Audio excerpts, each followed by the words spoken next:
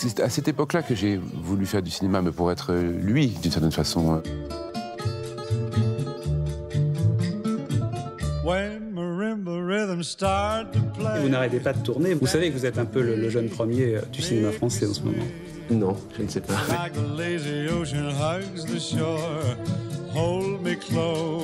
Tu me dis oui ou tu me dis non?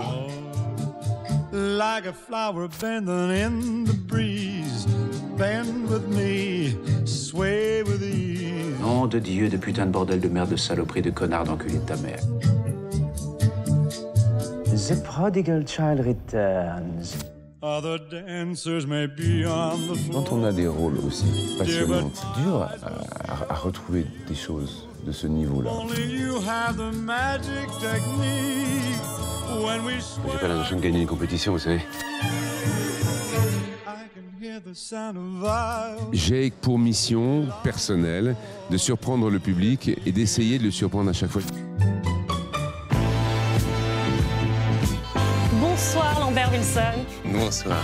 Bonsoir. Merci de me recevoir. Bah non, je suis très heureuse de vous recevoir sur le plateau technique. Merci d'avoir accepté l'invitation. Ça ne se refuse pas. On vient de voir ce portrait. Oh, comédien, metteur en scène, chanteur, peintre aussi. Non. Un petit peu. Je dessine, mais on oublie ça. On passe pour l'instant. 85 films, on a calculé 28 pièces de théâtre et 8 albums. C'est pas mal. On vous connaît pour vos rôles mythiques dans Matrix 4, bien sûr, La Boum 2, Des Hommes et des Dieux, en passant par L'Abbé Pierre, mais aussi des comédies dont on parle moins, mais qu'on a adoré, Palais Royal, Marsupilami. Et vous êtes à l'affiche de 5 hectares. 5 hectares, c'est un merveilleux film avec Marina Hans, d'Émilie Deleuze, où vous incarnez Franck. Franck, c'est un chercheur qui décide de retourner à la campagne pour vivre une sorte de quête. Qui est Franck Lambert Wilson? D'abord, merci de dire que c'est un film merveilleux. Ouais, ça commence très bien. J'ai trouvé très singulier, très poétique. En tout cas. Et c'est une comédie aussi, ce qui est important de le rappeler au public. En fait, Franck, il n'a pas vraiment de projet. Il s'achète une maison de campagne, mais pour le week-end. C'est pas vraiment un néo-rural qui a un projet de vie à la campagne. Non. C'est un chercheur, il est parisien, il s'est acheté dans le Limousin 5 hectares.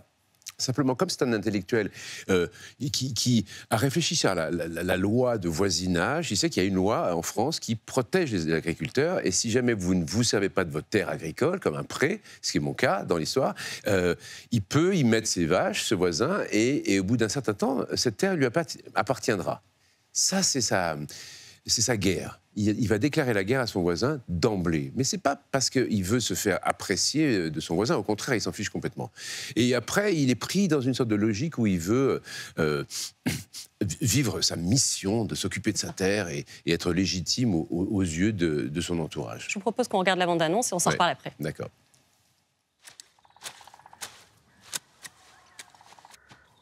Ah! Ah, et que je vais vous tuer? Non. Pas pour 5 hectares de pissenlit. Pour lui, je suis un charlot. Parce que t'es pas un charlot, peut-être? Mais justement, le seul moyen d'être crédible à ses yeux, c'est d'avoir un tracteur. Un tracteur, c'est un statut, voilà. Je suis à Moussac, c'est une centaine de kilomètres, un peu plus. C'est un tracteur que je vous vends là, hein, c'est pas une berline. Il y a un moteur, non? Mais vous savez conduire?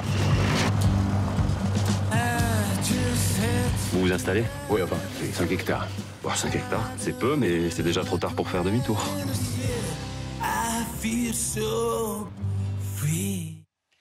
Et la quête de ce tracteur, Lambert Wilson, elle va se transformer en quête tout court. On se retrouve embarqué avec vous dans un genre de road trip en tracteur. Ça, c'est pas banal. Et on se rend compte, en fait, que cet homme, au final, qui est dans la bagarre presque depuis le début, hein, qui cherche un petit peu, arrive à une forme de réconciliation. Et je me suis demandé si c'était pas une quête qu'on poursuivait tous, peut-être vous aussi. Ah, c'est pour ça que j'ai voulu faire le film, parce que ça parlait de moi aussi. On a tous un besoin, mais vraiment presque une obligation en ce moment, de ralentir, désaccélération. C'est ce qu'il va vivre malgré lui, parce qu'il roule à 30 à l'heure. Il l'a acheté, il a un tout petit budget, parce qu'il a dépensé l'argent sur sa maison, donc du coup, il peut dépenser tant de milliers d'euros pour ce vieux tracteur, mais il est loin. Et alors, il faut le rapatrier. Et il roule à 30 à l'heure, et à 30 à l'heure, sa vie va changer parce qu'il va regarder le monde différemment, il va se sentir utile aussi, ce qui est complètement différent et nouveau. Il peut dépanner quelqu'un. Et puis aussi, il va se rendre compte, le temps d'un week-end de ce voyage en tracteur, de la vie des cultivateurs. En fait, lui qui avait des idées préconçues, il va se rapprocher d'eux simplement parce qu'il va avoir le temps de les regarder. Et son voisin, qui est l'ennemi, finalement, va devenir son pote, c'est aussi une quête d'amitié et de sens, mais absolument pas anticipée par le personnage. Alors, vous l'avez dit, il y a beaucoup de vous dans ce personnage. En tout cas, c'est les liens que j'ai pu faire en travaillant sur votre interview. Il y a plusieurs points. Il y a celui où cette quête de la réconciliation, moi, j'ai senti qu'en lisant votre parcours, ça pouvait être un petit peu aussi une part de votre cheminement, une part de votre histoire. Mais pas que, on y reviendra. D'abord, vous êtes vous aussi un néo-rural. C'est quoi un néo-rural, d'ailleurs? Ah, ça, c'est un sociotype, une catégorie sociale très, très spécifique. C'est des gens qui quittent la ville pour aller s'installer avec un projet de changement de vie, de ralentissement, avec des projets qui sont liés aux activités en campagne, mais pas forcément. C'est-à-dire qu'ils peuvent aussi faire du télétravail. Et c'est pour ça que lui n'est pas un néo-rural. Et moi, d'une certaine façon, je le suis depuis 40 ans parce que je fuis la ville. Je ne suis pas très heureux dans Paris. Qu'est-ce que vous fuyez en ville? Il se trouve que je suis très réactif aux énergies des uns et des autres. Alors imaginez, déjà j'ai du mal dans un dîner avec 8 personnes, mais dans une ville, je suis très nerveux, je deviens très nerveux moi-même. Toutes les intentions des uns et des autres, je les capte. Et à la fin, je rentre chez moi le soir, je suis complètement chargé, mais pas de très très bonnes énergies. Donc j'ai besoin de silence, de solitude. Et puis j'ai été élevé à la campagne, et ça c'est vraiment important, parce que j'ai été élevé dans la forêt. J'aime les plantes, j'aime les animaux, j'ai besoin d'être avec les animaux, les chiens, des trucs très simples. Et c'est pour ça que le film me plaisait, parce que les gens pensent toujours que je suis un citadin. Alors effectivement, quand on voit le Mérovingien, quand on voit les rôles que j'ai faits, c'est souvent des gens sophistiqués. Ouais. Mais en fait, moi, je passe mon temps en jean et en t-shirt et en bottes de caoutchouc. On n'imagine pas tellement ça de moi. Alors, c'est pour ça que le film me permettait de commencer à exprimer un tout petit peu ça. Vous dites quelque chose qui m'a fait sourire. Vous dites, j'ai un rapport quasi érotique à la nature. Alors là, on s'imagine tout un tas de choses. On se dit, mais que fait Lambert Wilson? Il se roule nu dans l'herbe. Oui. Ça veut dire quoi? Oui, en fait, je trouve que... Alors, je vais préciser ma pensée. Oui. C'est le printemps, d'une certaine façon. Ce sont les odeurs des plantes, des fleurs, à partir du moment où la vie renaît, que tout ça bourdonne... Certaines sensualités. Je trouve que il y a tout aussi en soi-même qui se met en route, et je trouve que la nature elle-même, la forêt particulièrement, c'est excitant. Et dans la forêt, il y en a pas mal. Vous habitez-vous en Bourgogne? Oui, il n'y a pas beaucoup de forêts en Bourgogne, là où je suis. Il y a quelques bois. Oui, il y a des et j'ai entendu dire que dans votre maison, qui était par ailleurs assez ouverte aux autres quand même, on y festoyait aussi pas mal, que vous aimiez bien recevoir, et même porter des perruques, chanter, faire la fête. Il faut un tout petit peu préciser le tir, parce que ce n'est pas le marsupilami, je ne fais pas des concours de doublage de Céline Dion. Non, en fait, ce sont des copines de maquilleuses coiffeuses qui m'avaient refilé comme ça des perruques, mais vraiment à 10 €, etc. Il faut toujours avoir une sorte de boîte, un coffre, vous mettez ça. Parce que les gens, à un moment où ils se mettent une perruque sur la tête, sont complètement désinhibés. C'est l'assurance d'une bonne soirée, quoi. Non, mais je l'assume. OK. Et c'est toujours drôle. Mais c'est drôle, c'est comme en cours de théâtre, on met un masque, et puis à ce moment-là, c'est le truc de la tragicomédie ou de la comédie dell'arte, et en fait, on perd ses inhibitions parce qu'on ne voit plus son visage. La perruque, c'est pareil. Donc en fait, ayez toujours un stock de perruques. Lambert Wilson, on sait aussi maintenant que vous êtes un chanteur hors pair, que vous avez beaucoup chanté. J'aimerais bien qu'on vous écoute. Il roule toujours serré sa spirale, et les sons devenaient plus suaves toujours. Et pourtant, J'aurais bien aimé que ce passe ça, l'exemple. Dites-nous pourquoi. Alors en fait, c'est un concert classique qui a été filmé, captation. C'était un répertoire très très difficile. Je me suis lancé pour la première fois en captation. C'est pas que je l'assume pas, mais je suis un peu en difficulté dans ce truc-là. Mais là, par exemple, dans une semaine, je chante des cantates de Bach en Suisse avec un orchestre baroque et tout ça. Et en fait, c'est un truc que je continue à travailler, parce que je me rends compte qu'il y a des difficultés techniques que je n'avais pas complètement maîtrisées, mais que je suis toujours impatient, donc j'ai envie de me montrer. Et puis j'adore faire de la musique et être avec les musiciens. C'est ça. Qu'est-ce que ça vous apporte de plus, justement, le chant, ce rapport organique que peut-être il y a dans le cinéma, mais qu'est-ce que ça vous apporte, le chant? La musique. C'est la musique, en fait, qui m'est nécessaire, qui peut-être a plus d'importance que l'art dramatique dans ma vie. Je consomme beaucoup plus de musique en permanence que de théâtre ou de cinéma, même. Alors, c'est la fréquentation avec les musiciens aussi, que je trouve plus humble d'une manière générale, parce qu'il faut tellement d'années de travail pour arriver à jouer de la musique devant des gens, que c'est rafraîchissant par rapport aux acteurs qui, parfois, prennent le melon alors qu'ils n'ont rien fait ou qu'ils n'ont pas de culture. C'est le Lambert Wilson de toutes les époques qui dit ça ou c'est celui d'aujourd'hui? Disons que ça n'a fait que s'aggraver, en fait. Disons que je n'ai pas abandonné cette histoire du chant. Et tout le monde me disait, mon agent me disait, non mais arrête, ne chante plus. Surtout, ne chante plus. Ça m'a permis de vivre des grands moments géniaux, quand même, des comédies musicales, au Théâtre du Châtelet à Paris. Et une, notamment, Candide, de Bernstein, dont on parle beaucoup en ce moment. Je l'ai chantée sur la scène de la Scala de Milan. À l'endroit même où Maria Callas avait chanté. Je me le disais tous les soirs, une quinzaine de représentations à la Scala de Milan. Donc ça, c'est des très beaux souvenirs. Et puis simplement, j'ai besoin de la musique comme de l'air qu'on respire, quoi. C'est aussi simple que ça. Lambert Wilson, vous avez grandi en région parisienne, dans un univers déjà théâtral. Votre père, c'était l'acteur et metteur en scène George Wilson, pardon. Votre maman était l'actrice Nicole Mulon. Elle n'était pas actrice, en fait, ma maman. D'accord, pardon. Elle était épouse d'acteur, elle a été mère d'acteur, elle a été une femme au foyer très belle et merveilleuse, mais elle n'a pas été... Je crois que mon père lui avait dit, quand elle était très jeune, il n'est pas question qu'elle a eu des velléités d'être comédienne, et puis il a dit non. Un peu comme avec vous. Oui, mais elle a cédé. Moi, j'ai résisté. Vous regrettez pas ce choix? Jamais? Non, pas du tout. C'était écrit, en fait. Quand je vois des très jeunes comédiens, je me dis, on peut leur dire tout ce qu'on veut. Mais on peut avoir des vrais bons arguments pour les décourager. Et quand on a ça en tête, voilà, ça doit s'exprimer. On l'a vu, vous avez un parcours immense. Long. Ouais, beaucoup de films. Vous avez notamment fait ce film qui a beaucoup marqué les esprits, Hiver 54. Vous incarniez l'abbé Pierre. Vous avez été nommé 7 fois au César, 3 fois au Molière.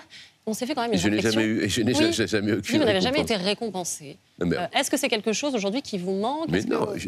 Est-ce que vous avez envie d'être récompensé comme à l'école, la cérémonie des prix de fin d'année, etc. Non, enfin, je veux dire... ce que j'aime pas... Si, on aime bien recevoir un prix, parce que ça veut dire qu'on a fait du bon boulot. Ce que j'aime pas, c'est que pour faire une émission de télévision et la promotion du cinéma, on vous met en compétition les uns avec les autres. Alors du coup, le temps de la soirée, il n'y a pas des bonnes énergies qui circulent. C'est faux quand les gens disent « j'adore tous mes partenaires, je suis... » Non, momentanément, on a envie de l'obtenir. Et éventuellement, on a envie de les tuer tous. Et ce n'est pas de la bonne énergie. Je crois que si on nous donnait des prix en disant « voilà, on a décrété que vous étiez l'acteur machin du prix... » J'ai eu le prix Jean Gabin en 1843, je crois. Et c'était chouette parce qu'il n'y avait pas... Voilà, on vous appelle et on vous le donne. Moi, j'aime bien ça. Lambert Wilson, il paraît que vous êtes un petit peu, m'a-t-on dit, hypocondriaque. Légèrement. Alors, non, je suis précautionneux. On va s'en reparler, mais on s'est demandé si finalement on n'était pas tous un peu devenus. J'aimerais qu'on regarde un sujet et on s'en parle après. J'aimerais adorer être pharmacien. Ah on regarde. On l'a tous déjà fait, taper ses symptômes dans un moteur de recherche Internet. Et on est aussi tous d'accord pour dire que c'est une très mauvaise idée. Oh là, c'est pas bon signe ça. Sueur abondante, sensation de vertige. Mais c'est exactement ce que j'ai là! Parce que si on se fie au forum Internet, une petite toux peut vite se transformer en maladie mortelle. Alors même si on apprend plein de choses grâce à la vulgarisation scientifique... Nasus trusta. De quoi? Une crotte de nez, un paquet de mucus séché si vous préférez. Et cette montagne d'informations à portée de clic nous a transformés en pseudo-médecins autoproclamés. Et disons-le, le Covid, les masques et le gel hydroalcoolique n'ont rien arrangé à nos névroses. Reste où tu es. Quoi? Explique ton éternuement. Je te demande pardon? Est-ce que tu as des allergies? Non. Il y a trop de poivre sur ta salade? Je mets jamais de poivre. Ça suffit, assieds-toi derrière. 13% des Français se disent hypocondriaques. En clair, plus d'1 Français sur 10 aurait peur d'être atteint d'une maladie sans avoir le moindre symptôme. Et l'hypocondrie augmenterait les chances de développer des problèmes de santé. C'est toujours le paradoxe avec souvent les hypocondriaques. Quand ils sont malades, ils sont presque soulagés, c'est paradoxal. Mais dans certains cas, c'est l'inverse. L'anxiété est telle qu'elle empêche les personnes hypocondriaques de se faire soigner. Des études récentes ont d'ailleurs démontré que l'hypocondrie pouvait réduire l'espérance de vie. On peut écouter le cœur peut-être quand même, parce que tout à l'heure, ça battait très très fort. J'étais à 160, 170. Alors à une époque où on accorde de plus en plus d'importance au bien-être et à force de chercher une solution à tous nos maux, est-ce qu'on ne serait pas tous devenus hypocondriaques? Lambert Wilson, vous reconnaissez dans cette description? Pas du tout. Non, je vais vous dire pourquoi. Parce qu'en fait, moi, ce qui m'intéresse, c'est véritablement de mémoriser un certain nombre d'informations sur les médicaments, sur les maladies, etc. C'est un autre délire. Oui, c'est-à-dire qu'en fait, j'aurais adoré être médecin ou pharmacien. Et sur les tournages, J'ai toujours une valise avec moi et je suis un peu le pharmacien de l'équipe. Ok. Je pars avec beaucoup de médicaments parce qu'on ne sait jamais. On peut se fier à votre diagnostic? Oui. Ok. Oui, parce que j'ai des conversations avec les médecins, j'ai des conversations avec les pharmaciens. Donc, c'est pas quelque chose de flou. Je mémorise avec beaucoup d'attention. Ça me passionne, en fait. Mais ça va aussi avec la diététique et avec l'hygiène de vie en général. Je suis prêt à être vieux, mais je trouve qu'il faut mettre des choses, dit-il alors qu'il est fumeur, il faut mettre avoir une certaine discipline. Je crois que je suis en même temps discipliné, très discipliné même, et aussi bon vivant. Ok. Voilà. En tout cas, vous avez une maladie assez rigolote. Vous avez une arthrose du larynx. Et celle-là, c'est la première fois qu'on l'entendait. Moi aussi. C'est une maladie de fumeur? C'est une maladie de gens qui travaillent avec sa voix aussi, peut-être? C'est surtout une maladie de gens qui travaillent, qui forcent un petit peu sur la voix. Okay. Et j'ai eu très très mal. Alors bien entendu, j'avais immédiatement un cancer extrêmement avancé. J'imagine. Et puis l'ORL, le spécialiste m'a dit, non, écoutez, on a fait un scanner et on n'a jamais tellement vraiment vu ça, mais vous avez ça, de l'arthrose de cartilage dans la gorge. Mais je pense que c'est parce que effectivement c'est le chant surtout. J'ai fait un spectacle qui a été très fatigant. Il fallait vraiment un peu bastonner comme ça. Et puis, mais j'ai guéri depuis. Ça va mieux. Enfin, j'espère parce que je chante dans une semaine.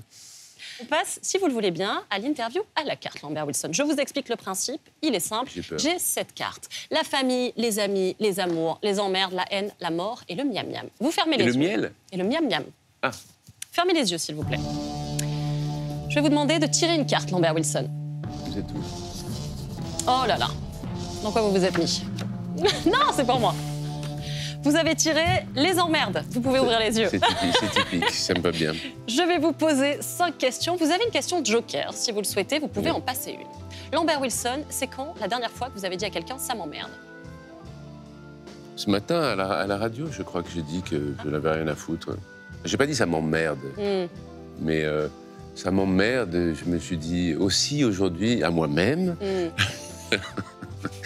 Peut-être que c'est difficile de parler des films, peut-être que faire la promo pour dire à quel point c'est bien, etc. Pardon, Lambert Wilson, vous avez le droit d'ouvrir les yeux. Ah, pardon. Moi, j'étais chez le psychanalyste. C'est ça, mais vous avez le droit de les fermer aussi. Qu'est-ce qui vous emmerde le plus dans la vie? Je pense que ce qui m'emmerde le plus, c'est de perdre du temps. En fait, on n'a pas beaucoup de temps sur Terre. Je trouve que c'est précieux. Voilà. Quand on me vole du temps pour rien, ça m'emmerde. Est-ce que vous êtes un emmerdeur? Oui. Je suis un emmerdeur sur des sujets étranges. Je peux être un petit peu fastidieux, oui, sur des questions mais ridicules, peut-être. Enfin, c'est pas ridicule la justice, mais. Ah ben non, il y a plus anecdotique. Est-ce que vous avez un gris-gris pour éviter les emmerdes? Je les perds. J'ai des petits anges qu'on me donne. J'aime bien l'idée en même temps. Alors du coup, comme ils sont précieux, et alors du coup, souvent je les cache. Je suis un peu comme les écureuils qui enterrent leurs noix. Je cache mes petits porte-bonheur. Merci beaucoup, en tout cas, pour ces confessions, Lambert Wilson. Vous savez, je sais que vous n'avez pas les réseaux sociaux.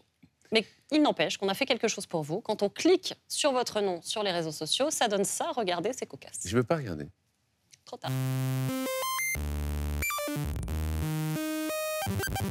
On a cliqué sur vous, Lambert Wilson. Bonjour, c'est Lambert Wilson. Et au premier clic, on n'était pas rassuré sur la viabilité de ce clic-sur. Obstiné, on est quand même allé fouiller sur Instagram. Beaucoup de Lambert Wilson, mais pas de compte officiel. Du coup, les équipes du clic-sur, au complet, soit une personne, se sont données à fond pour trouver des infos. Sur les réseaux, on a vu l'artiste. L'acteur qui, quand il signe une affiche, il prend la moitié de l'affiche. Comme quand toi, tu écris un pavé sur la carte d'anniv de Muriel. Un acteur qui a des fans qui ont des barbes originales et qui vous font des cadeaux originaux aussi.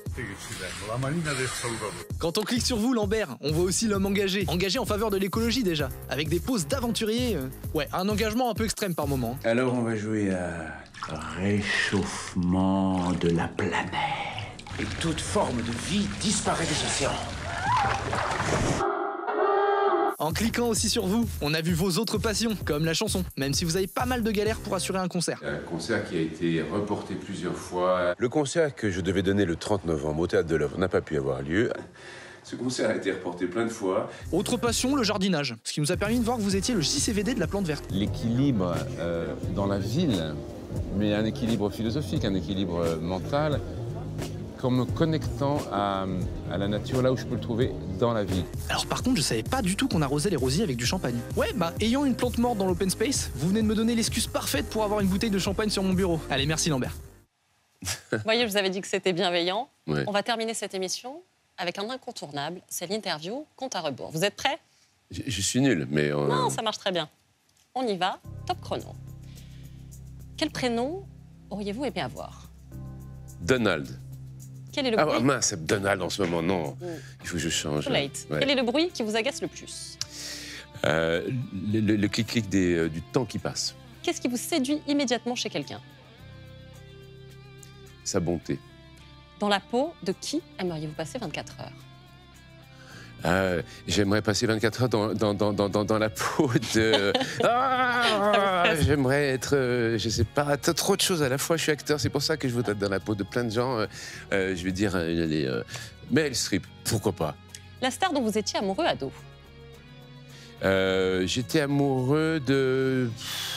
trop de gens, mais je vais dire plutôt n'importe quoi. Je dis ici des Anglaises du type Vanessa Redgrave, Julie Christie, mais vous les connaissez pas, c'est une génération. Vous êtes élu à la tête du pays, c'est quoi votre première mesure? À la tête, je fais comme Costa Rica et j'annule l'armée. Ok, on arrête l'armée. Merci beaucoup, en tout cas. Vous êtes content de votre réponse? Oui. Non, je suis content de rien jamais, mais j'aurais aimé parler plus rapidement. Je suis lent dans ces deux trucs-là. Non, vous l'avez dit, fastidieux, mais moi je trouve pas. C'est vous qui l'avez dit. Plaisante. Merci beaucoup, Lambert Wilson. Le film 5 hectares sort mercredi prochain au cinéma. Tout de suite, on a Et c'est un merveilleux film, vous avez dit. C'est un très beau film, très poétique, qu'on recommande.